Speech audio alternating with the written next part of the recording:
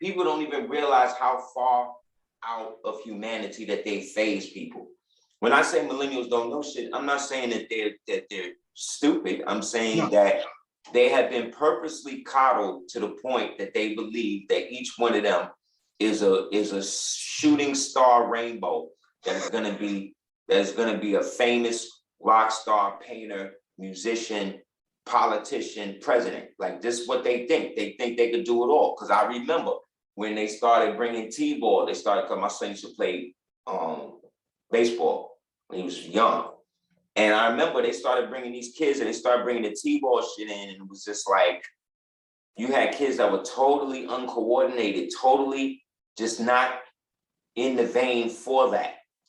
But they're all winners, you know what I'm saying? And they're all winning. Everybody gets a trophy. Like, that shit was a lie. And then me and my son, they looking at me like I'm crazy because I'm on something like, no, focus, hit the ball. You know what I'm saying? Run the base. Like, you dig what I'm saying? Like, if you're going to do it. We here. So you don't half-ass it. Right. You know, my son a Leo, so I got to be on him.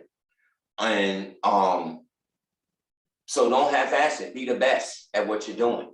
Yeah. That don't mean to be unsportsmanlike to the people you playing against, but it don't make no sense to do it if you're going half-ass it. Right. So that became the thing because I was taught that they're winners and they're losers. You know what I'm saying? Right.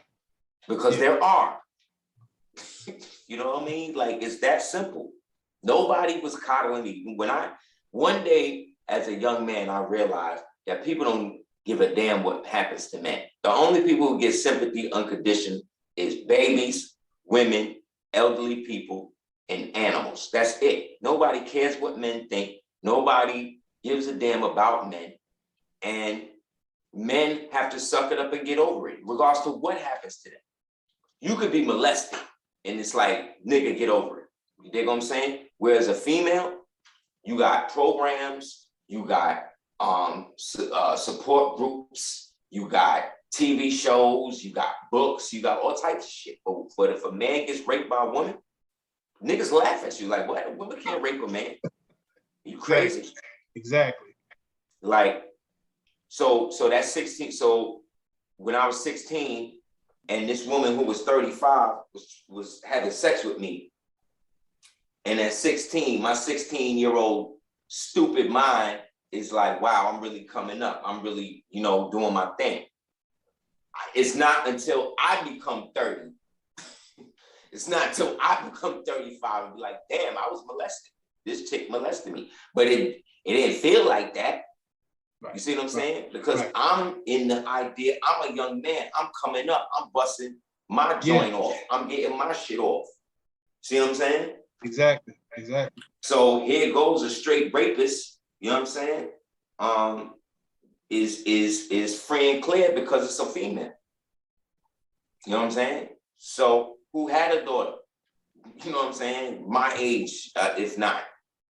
But again, young man, you don't have your daddy in the house. You don't have niggas around the crib, around the thing, because they all trying to do what they see you, what they think you doing. Mm. And I don't, but again, 16, I don't know what I'm doing. Right. You know what I'm saying? Yeah. I don't know, because I'm still 16. But again, I'm a male. And I told you, men don't give a damn about that. I told my son when we moved down here maybe 13 years ago, and there was an old lady in the building named Anita, a white lady, but she looked like Spanish or something, but she was a white woman. And she was the best with us, especially when he was a baby. But I had something happen one day, and she said something to me, and it kind of put me off. So I told my wife about it.